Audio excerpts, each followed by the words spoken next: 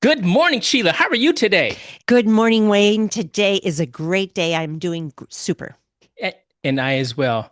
And welcome everyone to 27 Minutes with Sheila and Wayne, where we explore the fascinating world of verbs and their impact on our daily lives.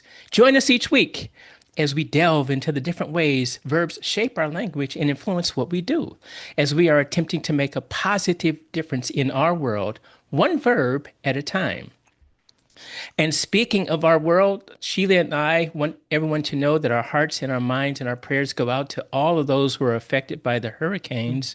Mhm. Just so sad, and hopefully everyone will rebound from that, and we'll be better, stronger together. Hmm. So our hearts and thoughts are with you. Thank you. And Sheila, how can our listeners contact you with questions and comments? Why, thank you, Wayne. I can be reached at zekeandsheila@yahoo.com. And I can be reached at wayne@mindsyncing.com. And what is our verb for today? Today's verb is at the heart of growth, curiosity, and transformation. It is both simple and profound. Our verb is to learn. Ooh, such a fun verb. Oh my gosh, there's so much about learning. I've learned so much. I saw what you did there. Hey. And I'm still learning. Yes, yes. So there we Yeah. go. And do you have any definitions for us, or would you like me to just I go would down my like list? you to go down your list, please. Okay. First one, learn. To get new knowledge or skill in a subject or activity. Number two, to make yourself remember a piece of writing by reading it or repeating it many times. The third one, to start to understand that you must change the way you behave. Ooh. Mm. The next one, to be told facts or information that you did not know. The next one, to get knowledge or understanding of facts or ideas or of how to do things. I remember as a little kid, I used to get toys and new toys and I'd break them apart to see what was inside. Oh, did you take apart a radio? Ooh, I Or, once, okay, only once. only needed to do it once, I guess. No, the belt after that didn't help, but So there are many kinds of there's learning. many kinds of learning, and you learn not to break your dad's radio to see what's Right, inside. Yeah. Break your own radio. right. Here's a couple more. To gain knowledge or understanding of or skill in by study, instruction, or experience. Mm, Two more. To come to be able. I liked that one. And mm, the last one, to come to realize. mm. Yes. So, your initial thoughts when we picked, I think learn came from the randomly verb generator, correct? Yes, the artificial intelligence random verb generator. Yes. I love this word. I love looking at how the brain changes while you're learning, and it's just one of my favorite verbs. Okay. Even more so after learning more about it. How about you? I adored this verb. I do. I knew you would. I did. And I did everything I could to keep me from just putting my own thoughts out there. Oh, And so I ran across an article by Jessa Clare, and she has about 35 reasons why we should learn. oh, so, okay, so that just shut me up, and I just said, okay, I'm just gonna talk about her thoughts, and okay, and there we go. Now I might interject some commentary in between, but okay, I'm fair. I'm just gonna do her thoughts. I'm sure we will not get through all 35, I but know. I will pick the more fun ones. I have just purged a lot of things that I thought, in the limited time we have, not going to even go down that path. I know 27 minutes with Sheila and Wayne is Way too 27 small, minutes. right? Way too short. So let's Yes. jump into Jessica Clare's list. Jessica Clare's. Okay. Here we go. Now she says learning is a part of our daily lives, even if we don't realize it. And a lot Right. of times we don't. Yep. Yep. Okay. And she says, however, many don't recognize the importance of continuing to learn after finishing school, thinking that they've learned it all and that's all they need. I think that real education just whets your appetite for more learning. That's Yes. just me. Okay, go on. Yes, But I here I agree am with no interjecting. no, I agree with you because I think it strikes to the curiosity in our mind. Right. It does. Like, oh, if I learned this, well, if this one is blue, I wonder what if I did Yep. this, what color that would be. Right. Yes, it's still learning. And she says, well, I'm here to tell you that this mindset is holding you back if you think that you've learned it all and can't learn anything else. She says learning is in fact vital for leading a rewarding and successful life. Hmm. Hmm. Stick with me, she says, and I'll show you why. Okay, Jessa. I like that. So, Jess's first tip on learning, let's see, why learning is important. She says, learning helps you get better jobs. And I said, yeah, learning helps you get better jobs. We Hmm. see all the commercials on TV, right, about people getting their masters because they were at their highest level in the job they were in. Hmm. And Hmm. to go to the next level, they needed a master's. Hmm. And so, boom, hey, there it is. Learning it got them a better job. Hmm. She says learning makes you more confident. And I thought, yeah, it exactly does. Because I remember, and please interject, Sheila, Okay. anytime you All want right. to, Okay. because I remember I was a thespian in junior high school and high school, and as an actor learning to act, we learn things all the time, and I wasn't confident when it came time to building sets or doing things because I had never really done that. You know, I could swing a hammer and I could throw a paintbrush, but Hmm. I never had to build a set. And I was thinking, wow, this is going to be a tremendous undertaking. Hmm. But once our director and other people taught us how to do those things, it was fun. And I started to say, hey, can I build the set? Can I help build the set? Can I? Yes. Oh. So confidence, yeah, it certainly does build that confidence. One more, and then I'll turn it to you. She says, learning helps you make better choices.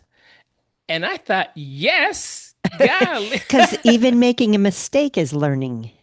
That's exactly right. Because I thought I liked that red velvet cake and I didn't. so, Oh, so note I to self. note. So I always reverted back to my old time favorite, the German chocolate cake. So yeah, Okay.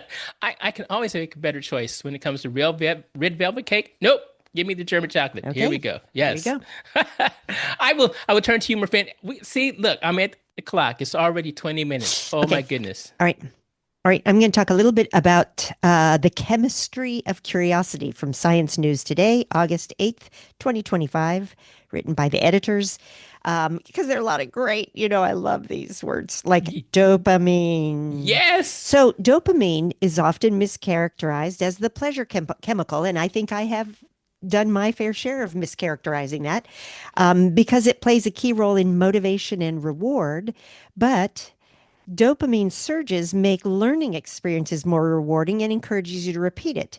So it's not just from things that make you happy, but learning actually makes solving puzzles addictive. It gives your brain a biochemical high. And so there's one plus from learning. Acetylcholine is another important chemistry in your brain. It sharpens attention and enhances the encoding of new memories. And when scientists temporarily block that in animals, their ability to learn new tasks drops dramatically. Really? Yeah, yeah. So glutamate, another neurotransmitter, in fact, the brain's primary excitatory neurotransmitter. I love all Mm. these words. Is essential for long-term potentiation, a Haha. process that strengthens your synaptic connections, and it's considered the cellular foundation of memory. I'm just going to go through a few more here and we're going to get back to Jess's list. Okay. We talk about cortisol, the stress related chemical, and why you don't want to flood your body with too much cortisol. What they say now is a moderate level can help you learn by sharpening your focus and increasing alertness. However, as we suspected, too much extreme stress floods the brain and impairs memory formation. And it's a delicate balance. Ah. And that's why high pressure learning environments can sometimes hurt rather than help. Oh, okay. So I'm just going to go through one other thing, neuroplasticity, my word of the day. Mm. And it is one of the most awe-inspiring features of the human brain because it's the brain's capacity to change its structure and function in response to experience.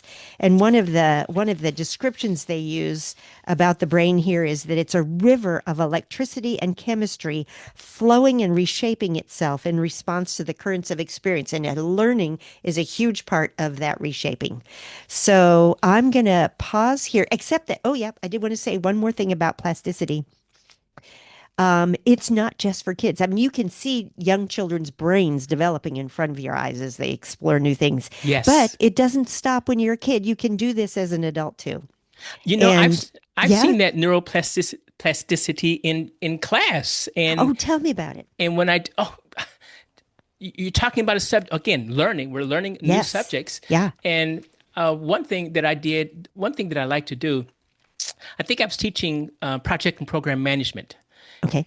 and I told the class the first day that all of us have been project and program managers, and probably didn't know it because program managers, project managers, they negotiate, they have timelines, they have budgets, they do all these things. Mm-hmm.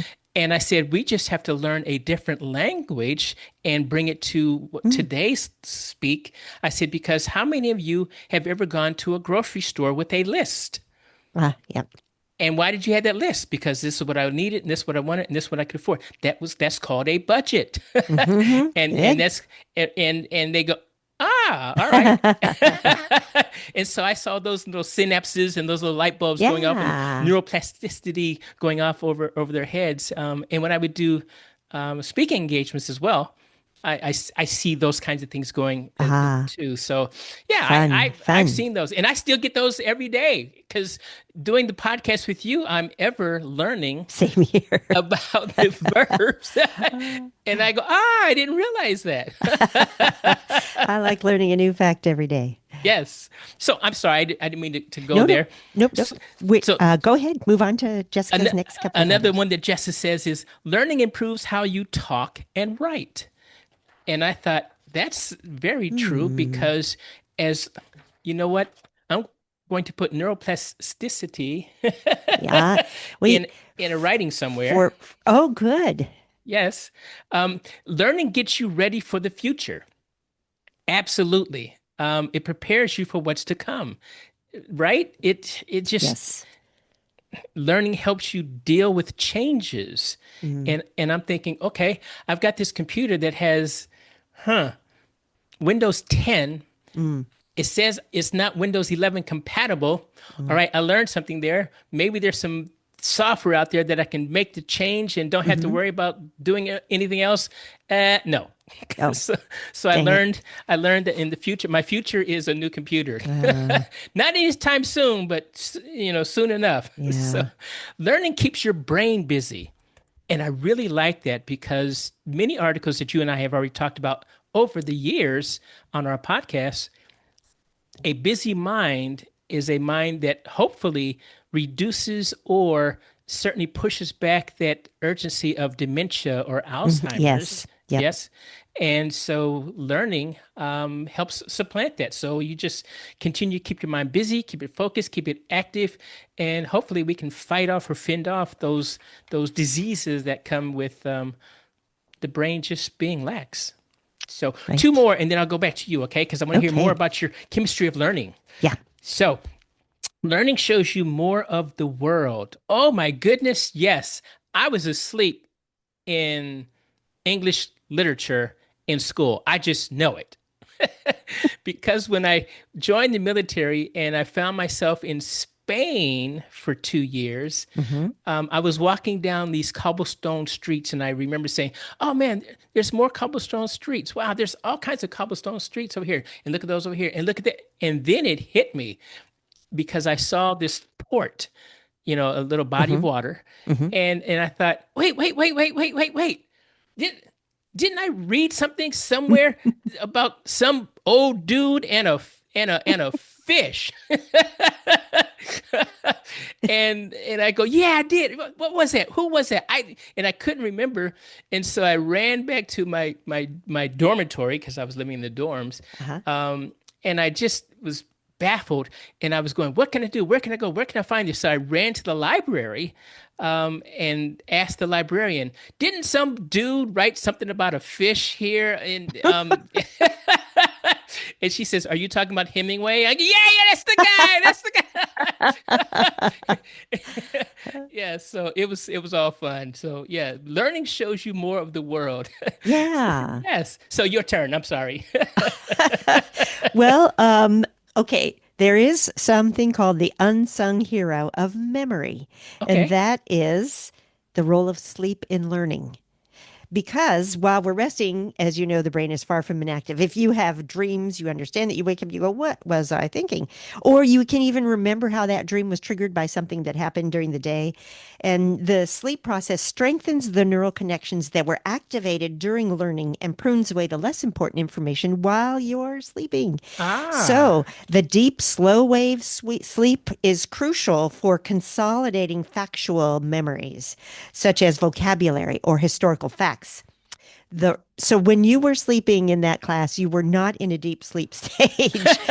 REM sleep, rapid eye movement sleep, is often associated with vivid dreams. This actually enhances procedural memory and creativity, allowing your brain to make unexpected connections between ideas in your sleep. Okay. So if you ever wakened from a sleep and said, "Oh, wow, I need to write that down." And of course, if you don't, you forget it. But if you do, you Yes. go, "Oh, a new connection." Okay. So, a lot of times when people, especially young people, are studying, they do an all-nighter to try to cram Mm. as much information in as possible. But it, in fact, can be counterproductive for actually learning anything. Maybe you can remember it under that pressure, but the combination of sleeplessness and high stress is not conducive to learning. So, emotion, I'm not going to go into this too much, but emotion has an effect on learning because an emotional experience associated with a new fact makes that fact even stronger. Um, we are social beings, social creatures. Social interaction can be a powerful driver of learning. When we teach others, we learn. Um, Sometimes you learn more in the teaching process than in the learning process. Mm. Discussing ideas with each other, problem solving is a big part of getting that brain going. And I want to talk a little bit about the dangers of the digital age. Oh. People have so much hope for artificial intelligence, but one of the challenges with digital technology, and I've seen this in myself, is that the constant stream of notifications and fast paced content is shaping attention patterns in new ways that haven't been seen before in brain research. And while it's expanded access to information, one of my favorite lines is, "If we had a little device that would answer that question for us," it also encourages superficial engagement and reduces the depth of encoding information into long term memory. When I rely on my car map to take me where I'm going, I don't study the map ahead of time and memorize the road and count the turns ahead of time. I just kind of chill and therefore have to use it every time I go to this new location instead of knowing the way myself. So it's one of my personal challenges. Ah. So the Okay. challenge for 21st century learners is to harness technology's benefits while protecting the brain's ability to deeply focus. So it's kind of a juggling act. Aha. So it's a positive and a challenge. So I'll talk more after we hear Jess's next points. Okay, she says that learning makes you curious, of which you and I already alluded to. Because yeah, if I do this and it's blue, ooh, what happens if I do this? Is it going to be green, purple, Hmm. or red? Hmm. Yes. And Hmm. so and particularly if it's a fun kind of a project or thing that you're doing, Yeah. it makes you curious as to, ooh, if I did that, I wonder if I can do this. Um, Learning helps you solve problems. Hmm. Here's a fun, quick story. Two Okay. summers ago, I was working with a group, and I think you know this group because you introduced me to them from a friend of yours. Hmm. Anyway, I Hmm. worked with this group, and we were working with. Actually, we were using Jennifer Millius's in my book Ah, because I was helping them get ready for their leadership roles. okay. And we did a couple exercises in that class session once. And the next week when we came back to class, they couldn't wait to tell me. They go, "Oh, oh, oh, Wayne, guess what? We went as a group to a escape room, and we couldn't Ah. figure this one thing out, and it was about connectivity, it was about circuits and things, and we just couldn't figure it out. And one of them said, "Oh wait, let's use what Wayne taught us last week." And they said they implemented what I taught them that previous week, and they said, "Boom, doors started opening. Yay!" Well, literally, the doors Literally, the opened. doors open. That's the power of learning. It's to help you solve problems. Right. Absolutely. She says learning lets you see things from different sides. And again, there's always at least three sides to a story.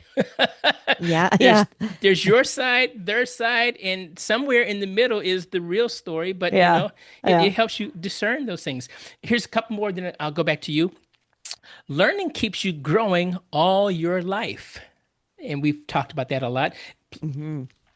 Learning makes you happy. And I can see how it could help me get happy. I don't think it's going to make me happy just because I learned, but learning makes you happy. But if you use it in the right method, because if you want that promotion and you learn, you get your graduate degree and you get a promotion, that should make you happy. If you learn that you're going to, oh, I'm going to fly around the world, and you learn how to fly, hey, that's closer step. Okay, that should make you happy. So I can see that. Learning helps you reach your goals. And that one I particularly enjoy because it is so true. What's one of my first goals going into college? Well, I need an undergraduate degree so I can start applying for the jobs that I want. Hmm. And boom. And I had to learn 4 years of material to get there, but I got there and it was good. Hmm. So, last thing, learning helps you make friends Hmm. because as you're going through the learning process, you find other people there and you can say, "Why are you here?" "Oh, really? Well, I'm here for this reason." And curious minds help bring a bond to each other.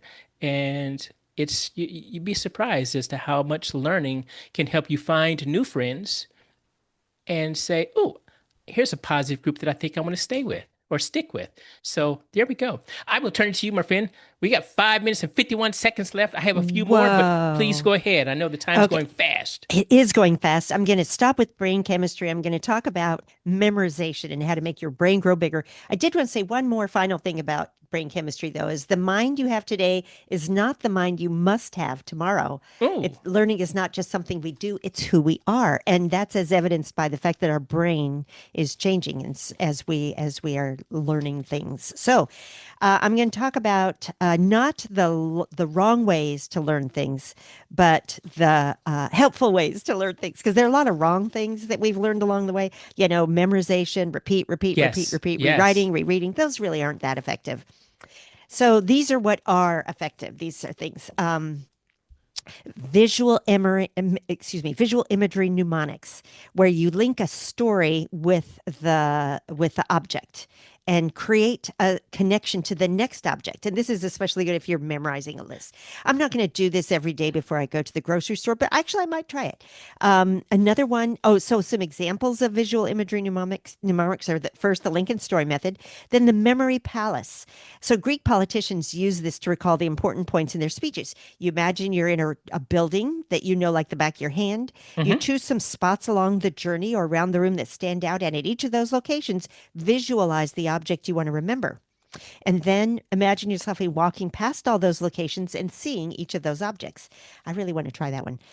The substitution method is you create a mental picture of a physical object, but you transform the word into a picture. That's what I'm trying to say. When you hear the Mm. love, you might imagine heart. When you hear the word wicked, you might picture a witch. Um, then retrieving. Oh yeah, you got to be able to retrieve this information. So you rehearse these memory methods instead of just trying to rehearse a rote list of words. So I'm going to stop there. Hear the rest of Jess's points. Okay, well, Jesse has too many points for me to go into Oh, okay. here. The highlights of Jess's points. However, I am going to tell you I have used the memory palace, Okay. and it wasn't called the memory palace. I don't remember what it was called, but I remember about 20 years ago, 30 years ago, I took a memory course, speed Okay. memory course. Oh. Ooh. And this guy, he talked about he had us think about rooms in our homes. And he says, okay, in this one room, and there he said, what are the five things that stick out there? And so, I made a list of the five things. He said, now when you go to the store, you don't need to take a shopping list if you have five things.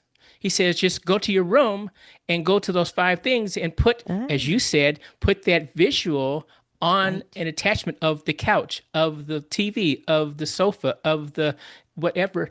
And Uh-huh. it certainly worked for me. So I would go to the store, I'd look at my hand and go, sofa. Okay, oop, sofa was this. Couch, the love seat was this. The Ah, TV was this. The chair was this. And the table was this. And I got my five things and I left. Yes. okay. Yeah, it was cool. So Cool. I know it works. It does. Okay. Anyway, Jessa says, and there's 2 minutes and 27 seconds left. Okay. She says, learning lets you try new things. And it absolutely does. Going back to my breaking the radio days, hey, if I can open up this radio and I see all these little transistors and circuit boards and things, I wonder what I could do with that phone. And then I remembered, What a- and then memory came back, and I saw you that you belt. attached a physical sensation to the learning process. Yes, and I said, nope, not going to look and see. That's bringing the emotions into it. Yes, she says learning helps you bounce back from tough times, and that's true too. Because Uh-huh. as you said earlier, we learn from our mistakes. Yeah. Yeah. And if we don't learn from our mistakes, then we're not learning, Right. and we're not growing. The last thing, learning gives you an edge, and learning helps you make a difference. Mm. And as you and I start our show off every day, we're trying to do this to make a positive difference in our world, one Right. verb at a time. Right. And as we learn more about these verbs, oh my goodness, I hope we are making a difference. Anyway, I'm Yeah. going to turn it over to you, my friend. It's 1 minute and 6 seconds left. Well, before we wrap up, I have a little challenge Ooh, for the week, and that is to try to learn one new thing, a skill, a fact, or even a lesson from a mistake, as we were just talking. And so next time we get together, Wayne, whether it's on the podcast or not, or off, let's talk about the one thing we learned this week. okay. And actually, listening to this podcast helps me learn more. And we thank you, folks, for listening and helping make this such a fun project for us. And thank you, Wayne. Absolutely. Thanks, everyone. Thank you, Sheila. And again, our hearts and prayers are with Yes. all of you who are in the path Yes. of the hurricanes. Yes. Okay. Thanks a lot. Have a good day, everyone.